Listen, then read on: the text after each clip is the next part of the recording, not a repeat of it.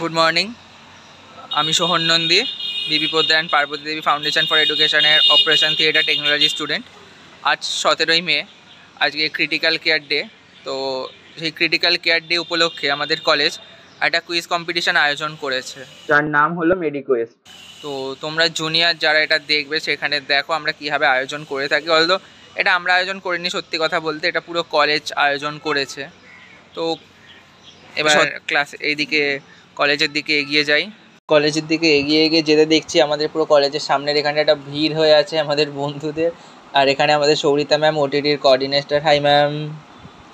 তো আর এই দিকটা দেখলে আমি দেখছি শ্রেয়া, সুকৃতি আর সৃজিতা আমাদের লাঞ্চের কুপন দেওয়াচ্ছে, কুপনে রেজিস্টার করাচ্ছে। পার্থ নিল, আর এই ফাঁকেই আমার নিয়ে নিই। এ ভাই দিবি রে আমাকে কুপনটা, আমার লাইনে দাঁড়াতে ভালো লাগছে, প্লিজ দিয়ে দে। ধুর, লাইনে দাঁড়া। তো তোমরা দেখতেই পাচ্ছ আমার ওপর কেমন অত্যাচার করা হয়। এখানে কুপন চেয়েছিলাম, এখানে আগে আগে আমাকে বলে লাইনে দাঁড়াতে। তো কি আর বলবো, বাচ্চাদের কষ্ট। ও অনেক কষ্ট, অনেক ক্যামেরায় আসতে চাইছিল, তাই ওকে স্পেশালভাবে দেখানো। এখানে সব সেকেন্ড ইয়াররা বসে। এখানে আমাদের সরস্বতী ঠাকুর, প্রণাম। এখানে আজু বসে চুইংগাম চেবাচ্ছে। এখানে সব সেকেন্ড ইয়ারের কর্তৃপক্ষ, সব স্টুডেন্টরা। এটা হাইফাই কিছু কর। এখানে বিপিটিরা এই এদের প্রিপারেশন চলছে, এরা নাকি কুইজে আছে। মাংস ভাত জিন্দাবাদ। এটা সারপ্রাইজ থাকার কথা ছিল যে আমরা জানতাম না কি খাবে, কিন্তু তুই বলে দিলি, তো এখন মাংস ভাত খেতে চলেছি। তো এবার দেখি ওপরে গিয়ে একটুখানি জুনিয়রদের কি খবর। সব ঠিক আছিস? কিন্তু এত পপুলেশন, খাবি যখন দেখবি, যখন খাবি তখন দেখবি। এই তো এই আমাদের মিউজিশিয়ানরা ক্ল্যাপ বক্স নিয়ে চলে এসছে। ক্ল্যাপ বক্সে জায়গাতে পাচ্ছি না। ক্ল্যাপ বক্সের ওপর বসে আছে এস ক্ল্যাপ বক্স। এটা এই আমাদের সুমগ্না দি, এই দিকটা এসে কর। হ্যাঁ এবার কর, হ্যাঁ যাও। আজ ক্রিটিক্যাল কেয়ার ডে সহ স্পন্দিতার জন্মদিন। So happy birthday Spandita. এটা আমাদের অডিটোরিয়াম, এখানেই সব কুইজ কম্পিটিশান সব হবে। সব চেয়ারগুলো, টেবিলগুলো বিভিন্ন টিম ব্লু, টিম রেড সবার জন্যই আনা আছে। Team green. এখানে মেন কুইজ কম্পিটিশানের সব বানানো হচ্ছে। সপ্তর্ষি, সংকল্প, সুব্রত স্যার।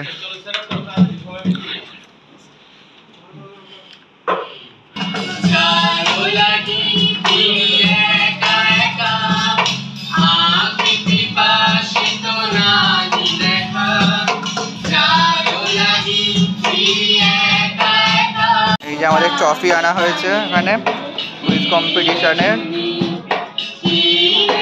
সব আমাদের রেডি, প্রজেক্টর।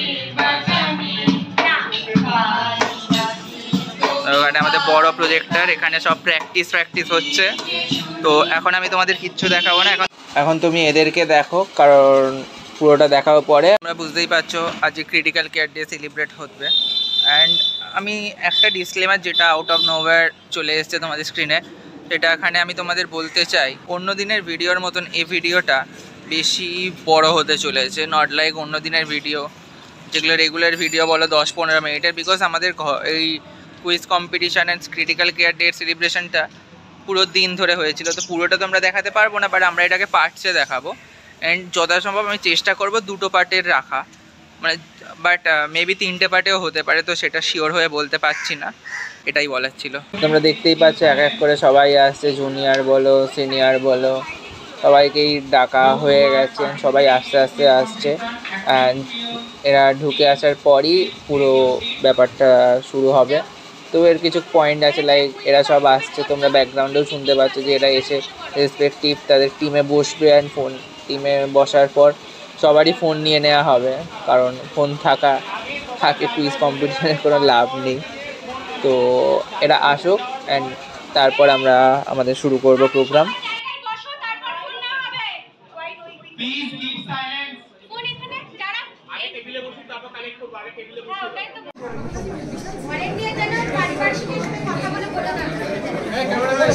সিটিং অ্যারেঞ্জমেন্ট সকলের হয়ে গেছে? আচ্ছা, আজকে প্রোগ্রামটা কিন্তু খালি কুইজ নয়, আজকে যেটা আমরা সেলিব্রেট করছি ক্রিটিক্যাল কেয়ার ডে, তো সেটা আমরা সেলিব্রেট করব আগে, সেটা নিয়ে আমাদের কিছু প্রোগ্রাম পরপর আছে। Everybody present here today as we gather on this significant occasion of National Critical Care Day Awareness and Recognition Day. I am Ankon Pramanik, Faculty of Critical Care, B.B. Poddar and Parvati Devi Foundation for Education, to pronounce acknowledgement of the prevalent role that critical care plays in our healthcare landscape. So we start our program with a song by Rabindranath Tagore, Jagoroni, sang by Partho, Ahili, Sumogna, and on count Supriyo. I will request all of you come on stage and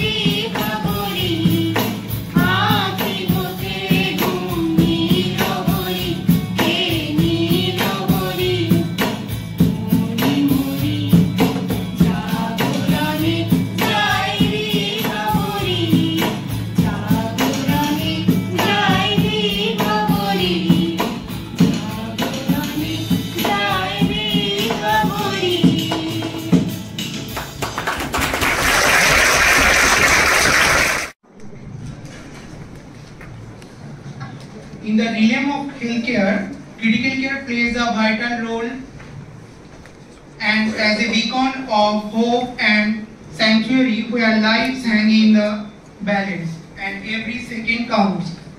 So as we all know, in the COVID-19 pandemic, there is a huge role of critical care and it became a noticeable manner that our critical care sector is a backbone of hospital.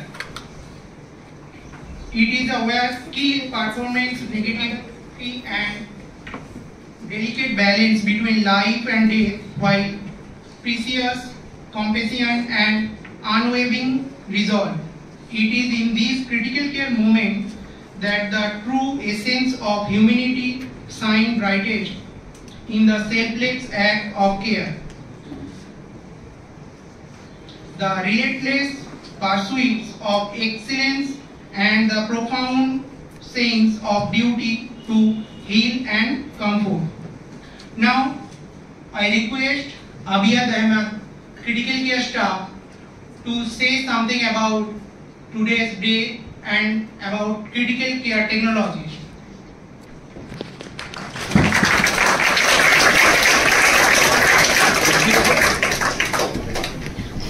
আমরা এখানে সবাই gather করেছি একটা ডেটকে celebrate করতে, তাই না?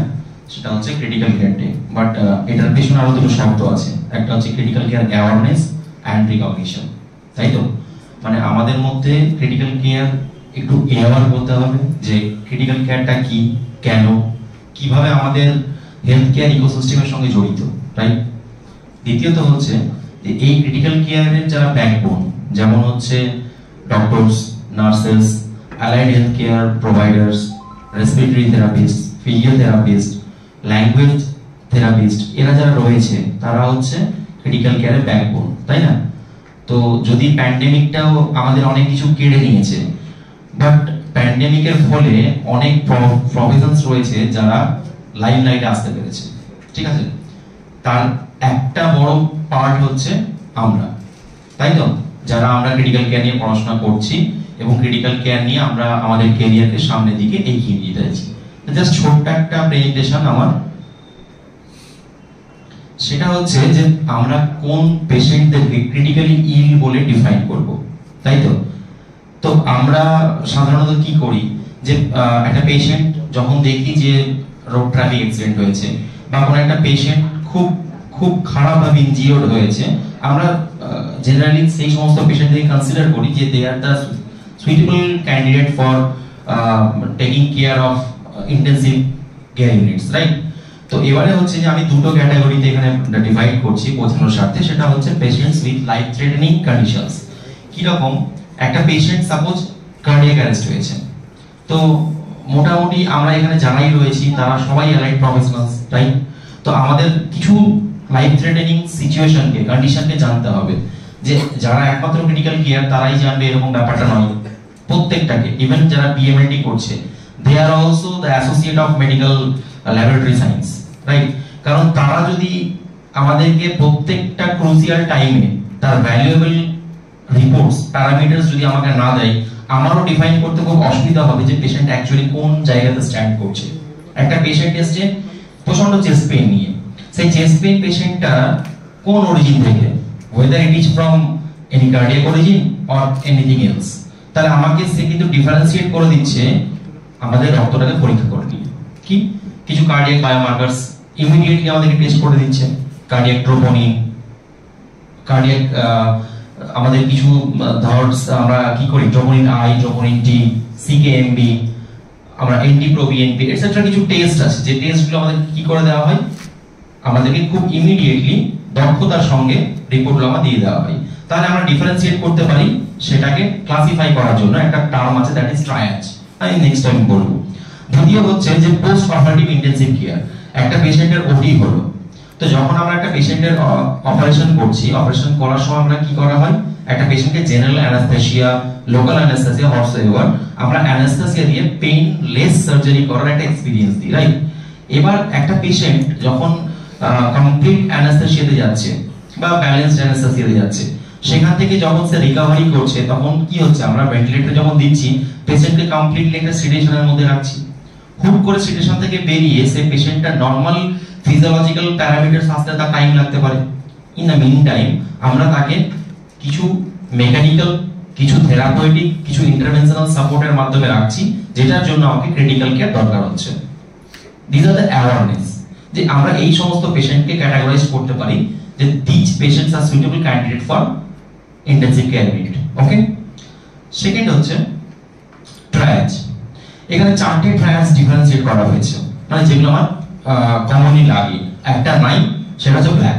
ওকে, তাহলে red resuscitation, একটা পেশেন্ট সার্টেন কার্ডিয়াক অ্যারেস্ট হয়েছে।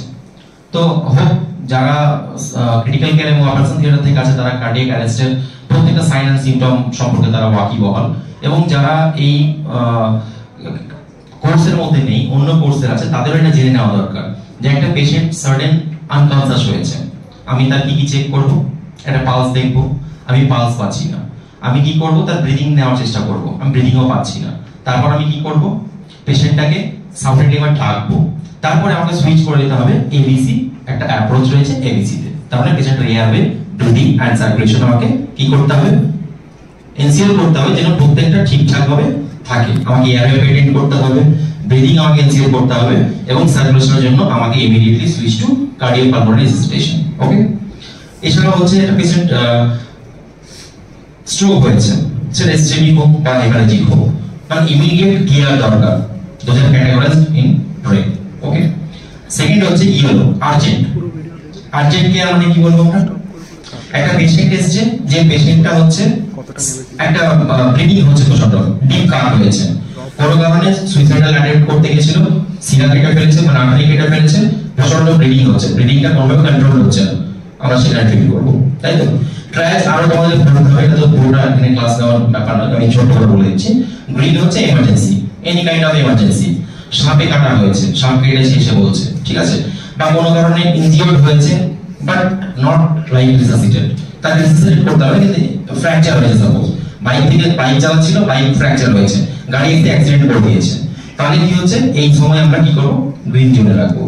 আর ব্লু লেস আর্জেন্ট, একটা পেশেন্ট এসেছে স্টিং বাইট, কোন একটা পোকা কামড় দিয়েছে, জ্বর হয়েছে, প্রচন্ড পরিমাণে খাওয়া দাওয়া অতিরিক্ত হয়ে গেছে, ইনডাইজেশন হয়েছে, সেখান থেকে লুজ স্টুল হচ্ছে, ডায়রিয়া হয়ে গেছে, আমরা এটা রাখবো। আর একটা ব্ল্যাক, যেটা আমাদের কি করা হয়, পেশেন্টকে এমার্জেন্সিতে ব্রড ডেথ নিয়ে আসা হয়, মানে ডিসিজ অবস্থা মারা গেছে, সে অবস্থা আমাকে না হয়, তার ট্রায়াজটা আমরা করতে করবো ব্ল্যাকে, ঠিক আছে?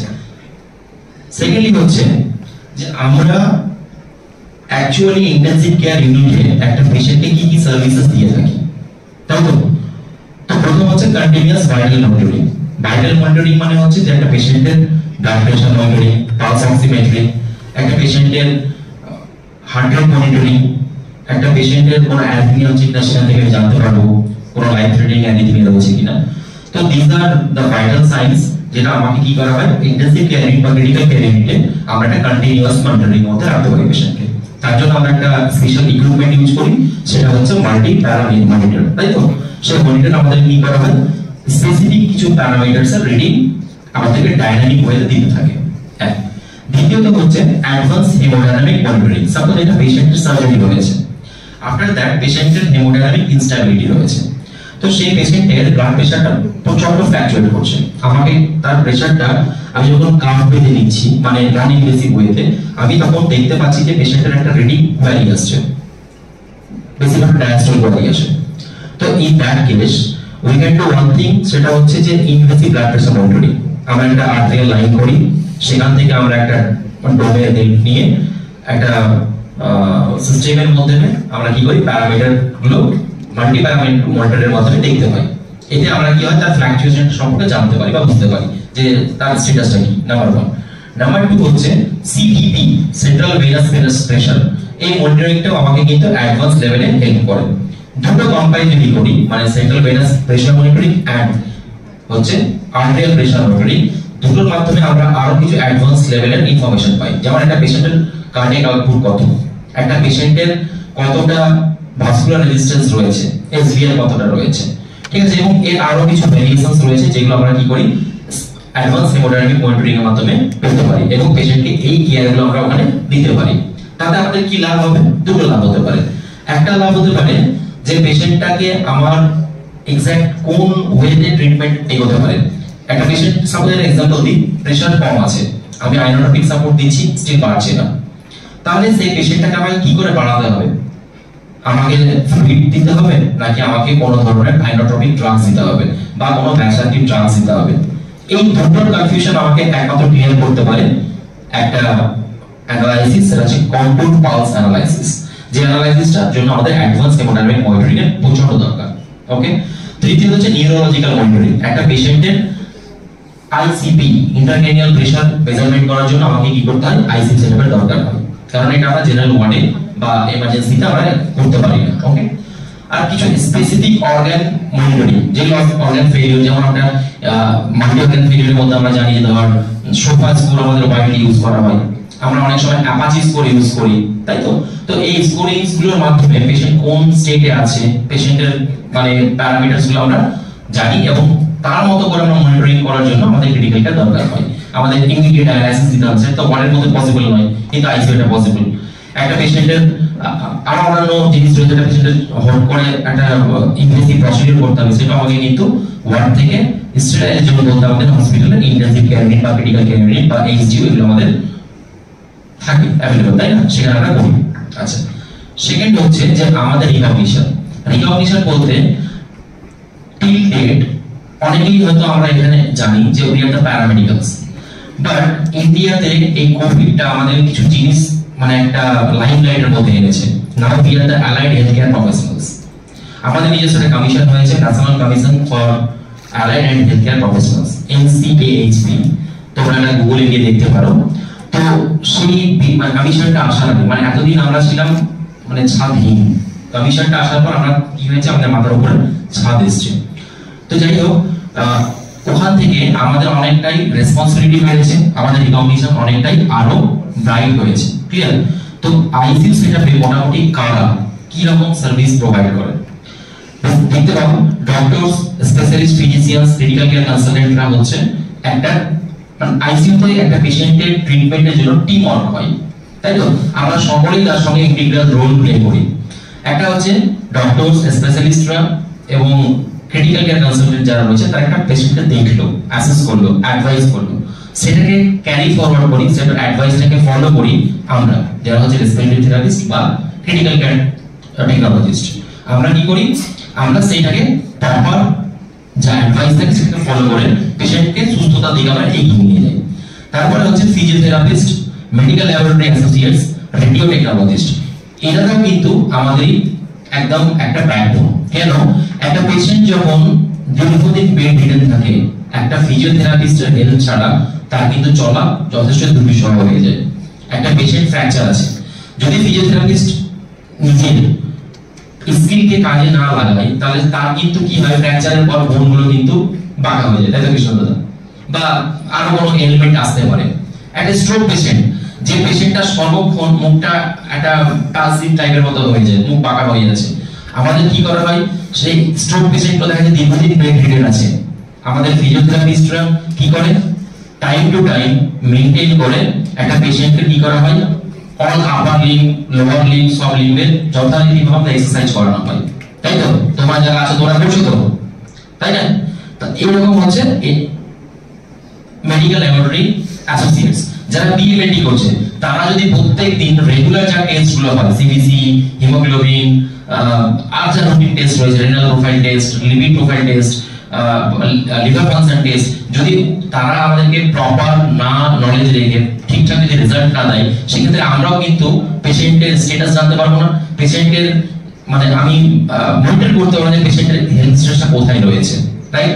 আর শেষে হচ্ছে nurses practitioners in critical care, ওনারাও যদি না থাকেন তাহলে একটা পেশেন্টকে time to time feeding, time to time medicine administration, time to time তার অন্যান্য কেয়ার এবং প্রপার হ্যান্ড ওভারগুলো আমাদের কাছে কিন্তু থাকবে না। তার জন্য আমরা একটা টিম ওয়ার্ক করি, this are the team members, যাদেরকে নিয়ে আমাদের ক্রিটিক্যাল কেয়ারের সাপোর্ট আমরা একটা পেশেন্টকে দিতে সক্ষম হই। ওকে, এবারে হচ্ছে যেহেতু আজকের ডে, সেহেতু আজকে নিয়ে কথাটা হচ্ছে যে এবারে আমি বিভিন্ন সরকারি হসপিটাল, বেসরকারি হসপিটাল বা প্রাইভেট হসপিটাল থেকে আমি এই কোর্সটা করছি, তারপর আমার স্কোপটা কোথায়? আমি পড়াশোনা কমপ্লিট করার পর আমরা জেনারেলি জানি যে আমরা জাস্ট একটা কোনো হসপিটালে টেকনোলজিস্ট হিসেবে ঢুকবো, বাট এটা একটা মানে এক্সক্লুসিভ মার্ক রয়েছে না, আমাদের কিছু স্কোপস রয়েছে। আমি এখানে কিছু দেখানোর চেষ্টা করছি, সেটা হচ্ছে কার্ডিওভাস্কুলার ইনভেসিভ স্পেশালিস্ট। আমাদের কোর্স করার পরও মানে আমাদের ক্রিটিক্যাল কেয়ার টেকনোলজি বিসিসিটি কমপ্লিট করার পরও আমরা এটা একটা লাইসেন্সের এক্সাম, এটা একটা লাইসেন্সের ডিগ্রি যেটা আমরা নিতে পারি। এটা হচ্ছে রিকগনিশন। ক্রিটিক্যাল কেয়ারে দুটো পার্ট বলেছিলাম, একটা অ্যাওয়ারনেস, একটা রিকগনিশন। এটা হচ্ছে রিকগনিশন, ঠিক আছে?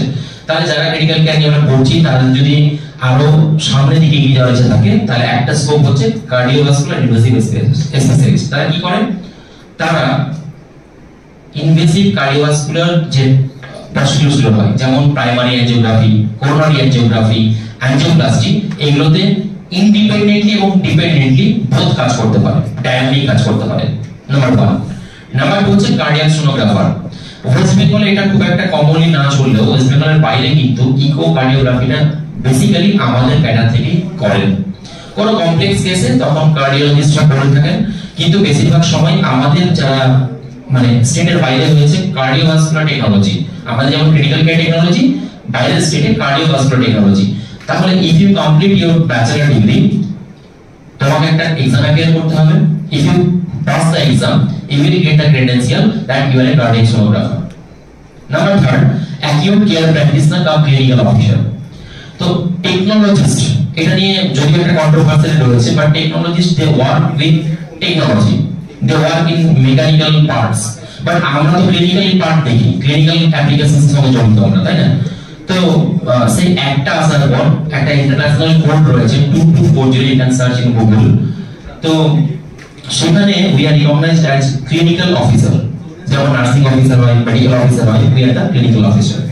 তো আমরা ক্লিনিক্যাল অফিসারের কেয়ার দিতে পারি। একটা এমার্জেন্সি যদি কোনো পেশেন্ট থাকে, we have a right to deliver the first aid treatment।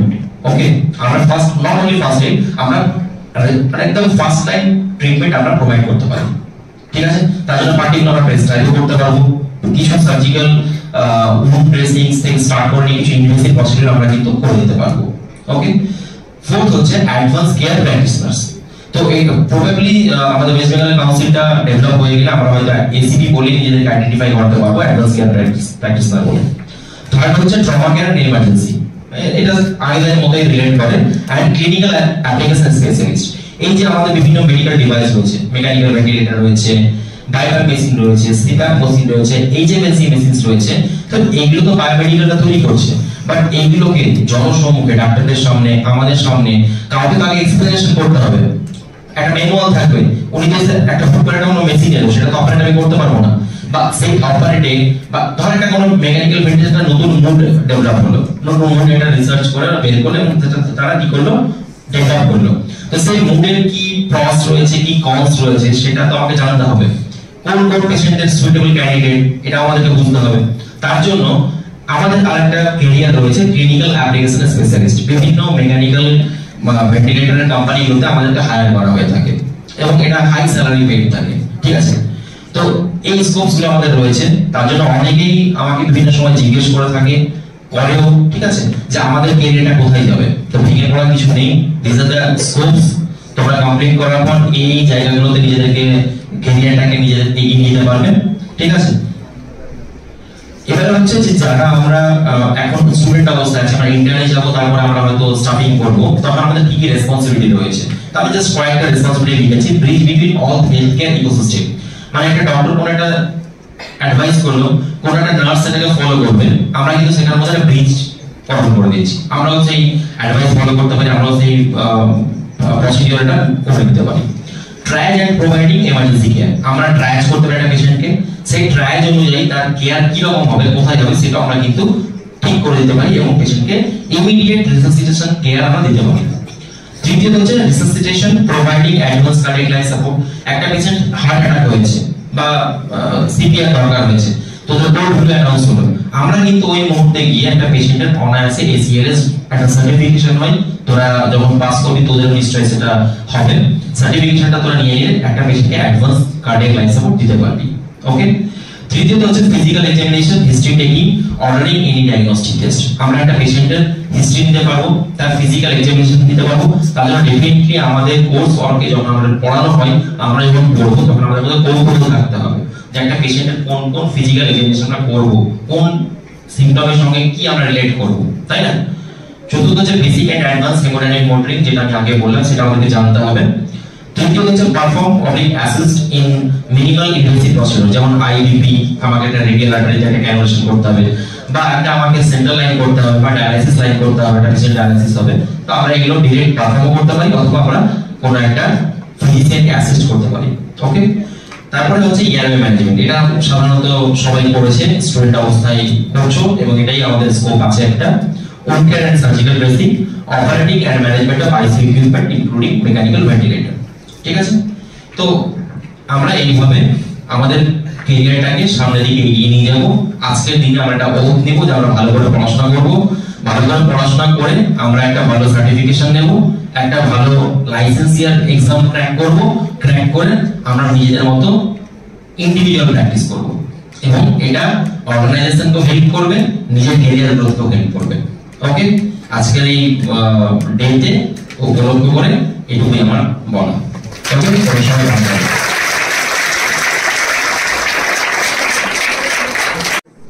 Thank you, Abhiyat, for your valuable speech. Now I would request to Suchitra Das ma'am present a valuable speech on this day.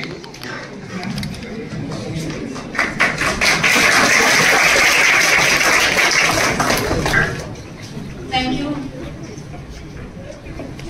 এখানে যারা আছে তারা সবাই paramedical student. তো paramedical student যারা এখানে আছো, তারা যারা প্রথম ব্যাচ আছো এখানে, তারা শুরু থেকে শেষ অবধি, মানে আজ অবধি যেভাবে স্ট্রাগল করে, যেভাবে হার্ডলসের মধ্যে দিয়ে এই জায়গায় এসে দাঁড়িয়ে আছো, তাদের জন্য একটা বিগ ক্ল্যাপ। কিছু ছিল না, ক্লাসরুম ছিল না, আগের দিন ম্যাডাম বলছিলেন যেগুলো, ক্লাসরুম ঠিকঠাক ছিল না, তোমাদের ঠিকঠাক করে প্রোভাইড করা যায়নি, টাইম ম্যানেজমেন্ট একটু ডিফিকাল্ট হয়ে গেছিল। তোমরা তার মধ্যে দিয়েও সুন্দর করে ক্লাসগুলো করেছো, আর ভালো করে পড়াশোনাও করেছো। এখন তো তোমাদের নিজস্ব কলেজও হয়েছে, ইভেন তোমরা এখন ভালো একটা হলও পেয়ে গেছো, যেখানে বিভিন্ন প্রোগ্রামগুলো তোমরা করতে পারবে। আর এখান থেকে পাশ করে যাওয়ার পরে, আবিয়া অনেক ভালো ভালো পয়েন্ট বলেছে, এখান থেকে পাশ করার পরে প্যারামেডিক্যাল যারা স্টুডেন্ট আছো তোমরা এখানে, তাদের ফিউচারে কোন কোন কেরিয়ার পাথ তোমরা দিতে পারো, এগুলো ডিটেলসে আবিয়া তোমাদের বলেছে। এগুলো খুব ভালো ভালো পয়েন্ট, এগুলো ভালো ভালোভাবে মনে রাখবে এগুলো, আর সেই পাথ ধরে তোমরা এগিয়ে যাবে, আর ভালো করে পড়াশোনা করবে। আর একটা জিনিস বলার, যে হসপিটাল সেক্টর মানে আমরা ভাবি যে ডক্টর, নার্স, এর বাইরেও যে আছে, তোমরা যে প্যারামেডিক্যাল যারা স্টুডেন্ট আছো, তোমরা কাজ করবে যখন, এর মধ্যে দিয়ে তোমরা বুঝতে পারবে যে ডক্টর তো আছে, উইদাউট নার্স অ্যান্ড টেকনোলজিস্ট ডক্টররা কিভাবে কাজ করবে, পারবে কাজ করতে? কোনোভাবে পসিবল নয়। কিন্তু প্রত্যেকটা ডিপার্টমেন্টের রোল আছে, পুরোটা কম্প্যাক্ট হয়ে গিয়েই তুমি সার্ভিসটা দিতে পারবে। একটা হচ্ছে ডিরেক্ট পেশেন্ট কেয়ার, একটা হচ্ছে ইনডিরেক্ট। ইনডিরেক্টলি কারা দেয়? যারা ম্যানেজমেন্টে থাকে, যারা ফ্রন্ট ডেস্কে বসে, তাই তো, যারা কোঅর্ডিনেটর থাকে, ফ্লোর কোঅর্ডিনেটর, তোমরা যারা কাজ করেছো তারা দেখতে পেয়েছো ওখানে ফ্লোর কোঅর্ডিনেটর থাকে, তারাও তো প্রচুর কাজ করে। এবার তাদের উইদাউট কোঅর্ডিনেশন তোমরা কাজ করবে কি? তো পুরোটাই কম্প্যাক্ট একটা প্যাকেজ। পুরোটা একটা ডিপার্টমেন্ট না থাকলে পুরো সার্ভিসের যে প্রসিডিউরটা আছে পুরোটা ঘেটে যাবে, রাইট? এই জন্য প্রত্যেকটা ডিপার্টমেন্ট ইম্পর্টেন্ট। কিন্তু যারা একদম ফ্রন্ট লাইনে যারা কাজ করছো, যারা একদম ডিরেক্ট পেশেন্ট কেয়ারে কাজ করছো, যারা ক্রিটিক্যাল কেয়ারে যারা কাজ করছো, তাদের রোলটা ভীষণ ভাইটাল। তাদের অনেক রেসপন্সিবিলিটি নিয়ে কাজ করতে হয়, প্রত্যেকের রেসপন্সিবিলিটি নিয়ে কাজ করতে হয়, কিন্তু তোমাদের যে জব রোলটা অনেক বেশি রেসপন্সিবল আর অনেক বেশি নয়। তোমাদের ছোটখাটো ভুলে অনেক বড় ভুল হয়ে যেতে পারে, তো তোমাদের অনেক বড় রেসপন্সিবিলিটি নিয়ে কাজ করতে হবে। তোমরা কেউ মানে প্রত্যেকজনের পরিপূরক। তুমি যে কাজটা করছো, তোমার পাশাপাশি তোমার সাবঅর্ডিনেট যদি কোনো কাজে হেল্প না করে, তোমার কাজটা ইনকমপ্লিট হয়ে যায়। কারণ তোমার একার পক্ষে কোনো কাজই করা পসিবল না, কোনো কাজ কমপ্লিট করা পসিবল না। আজকে যে প্রোগ্রামটা হয়েছে, কারো একার পক্ষে পসিবল নয়, সম্ভব। আজকে কম্পিটিশনটা হচ্ছে যদি কেউ কম্পিটিটর না থাকে কার সাথে কম্পিট করবে? তো সেরকমই যখন তোমরা হসপিটালে কাজ করবে, যেখানে যাবে কাজ করবে, সাবঅর্ডিনেট প্লাস সুপিরিয়র যেই হোক না, সুপারভিশন সে যদি বকে তোমার ভালোর জন্য বকবে, সেখান থেকে তুমি কাজ শিখতে পারবে। আর যে তোমার সাবঅর্ডিনেট আছে তার কাছ থেকেও কাজ শিখতে পারবে, ইভেন জুনিয়র যে আছে তার কাছ থেকেও কাজ শিখবে, একদম জুনিয়র তার কাছ থেকেও কাজ শিখবে। কাজ শিখে যাবে, যত শিখবে তত তোমার ইমপ্রুভমেন্ট হবে, তুমি ইগো রাখবে। আমার এটাই বলা।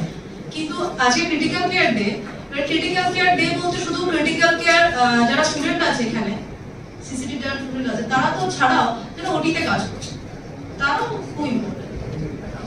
ওটিতে যারা টেকনোলজিস্ট আছে তারা যদি ঠিকঠাক করে সাপোর্ট না করে তাহলে কি পসিবল ঠিকঠাক করে ওটিটা প্রসেস করা? পসিবল নয়। কিন্তু আবার এই যে ওটিতে যাচ্ছে তার ভাইটালস গুলো কোথা থেকে আসছে? বিভিন্ন ডিপার্টমেন্ট থেকে আসছে। তো যদি ডিএমএলটি স্টুডেন্টরা ঠিকঠাক করে টেস্টিং এ বা রিপোর্টগুলো, ইনভেস্টিগেশন রিপোর্টগুলো ঠিকঠাক করে না দেয়, তাহলে তুমি কিসের উপর বেস করে ট্রিটমেন্টটা করবে? ডায়াগনোসিস গুলো কি করে হবে? পসিবল না। দেখো প্রত্যেকটা জিনিস কিন্তু ইন্টারলিঙ্ক। আবার বিএইচএস স্টুডেন্টরা যদি ঠিকঠাক করে অ্যাপয়েন্টমেন্ট দিয়ে এই প্রসেসটা না করায় তাহলে কি করে হবে? তার জন্য তো লোক দরকার, তারা তো করবে, তারা তো এই কাজটা করে আসছে, তারা করছে স্টেপ বাই স্টেপ। আবার যারা আছে ফিজিশিয়ান অ্যাসিস্ট্যান্ট, তারা দেখো ফিজিশিয়ানকে অ্যাসিস্ট করছে বলেই তো হচ্ছে, খুব ভাইরাল। এখানে প্রত্যেকে যারা যারা যে যে ডিপার্টমেন্টে আছো খুব ইম্পর্টেন্ট রোল তোমাদের প্লে করতে হবে। তাই পড়াশোনাটাও ভালো করে করতে হবে, প্র্যাকটিক্যালি তোমাদের গিয়ে গিয়ে কাজগুলোও শিখতে হবে। তাই জন্য তোমাদের ক্লিনিক্যালে বারবার করে পাঠানো হচ্ছে, তোমরা ক্লিনিক্যালে গিয়ে ভালো করে কাজগুলো শেখো, এত ভালো করে শেখো যাতে গিয়ে না কাজগুলো যা যা বোঝাচ্ছে, অবভিয়াসলি তাদের মতো এক্সপার্ট তোমরা ইনিশিয়াল ডেজে হতে পারবে না, কিন্তু ডে বাই ডে সেগুলো তোমাদের কাজগুলো ইমপ্রুভ করবে, কাজের কোয়ালিটি ইমপ্রুভ করবে। তাই কাজগুলো খুব ভালো করে দেখো, যেগুলো পড়ছো এক্সাম দিচ্ছ, অনেকেই আছে হয়তো ভালো এক্সাম দিচ্ছে, ভালো মার্কস পাচ্ছে, কিন্তু ভালো মানে হসপিটালে গিয়ে যখন পারফর্ম করতে হচ্ছে তখন গিয়ে ভালো করে পারফর্ম করতে পারছে না। সেটাও খেয়াল রাখতে হবে, আমাদের ব্যালেন্স করতে হবে, ভালো মার্কসও পেতে হবে, পাশাপাশি কাজগুলো প্র্যাকটিক্যালি গিয়ে শিখতে হবে। প্রত্যেকটা ডিপার্টমেন্ট, এখানে যারা যারা আছে প্রত্যেকটা ডিপার্টমেন্ট বললাম যেরকম বিএমএলটি থেকে শুরু করে তোমার ওটিটি, বিএইচএ, তোমাদের সিসিটি, প্রত্যেকটা ডিপার্টমেন্ট, পিএ বললাম, প্রত্যেকটা ডিপার্টমেন্ট কেউ বাকি নেই। ফিজিওথেরাপি কি করে হবে? মানে যদি প্রসেসটা একটা পেশেন্ট এলো ক্রিটিক্যাল কেয়ারে, তাকে অ্যাডমিট করা হলো, তারপর তাকে তোমরা ট্রিটমেন্ট দিলে, তোমরা পড়লে, তারপর তোমার প্রসিজার করতে হলো বা ওটিতে নিতে হলো, তখন ওটি টেকনিশিয়ান কাজ করবে, ওটি টেকনোলজিস্ট কাজ করবে, সেখানে তাদের রোল। আবার তারপরে ওটি হয়ে গেল, ওটি হয়ে যাওয়ার পরে সামহাউ তাকে কোনো হচ্ছে ওখানে আবার টেকনিশিয়ান, ফিজিশিয়ান অ্যাসিস্ট্যান্টকে হেল্প করতে হলো মেবি। আবার এটাও হতে পারে যে ফিজিওথেরাপিস্ট যারা আছে তারা তাদের ট্রিটমেন্টটা করলো আফটার ওটি, সেক্ষেত্রে তাদের প্রয়োজন। তো পুরোটা একটা কমপ্লিট প্যাকেজ, কোনো ডিপার্টমেন্ট ছাড়া পুরো সার্ভিসটা কমপ্লিটই হবে। বোঝাতে পারলাম? ঠিক আছে, চলো বেস্ট অফ লাক, আজকে কুইজটা ভালো করে। Thank you, Sujitra ji, for your valuable speech. Now, the most interesting part of today's program. I am requesting Krishnamudha and Abhir to come on the dais and start our exciting event, MediQuiz 2024. Exciting event, তাই না? দেখা যাক দৌড়ে কে জিততে পারে, তাই না?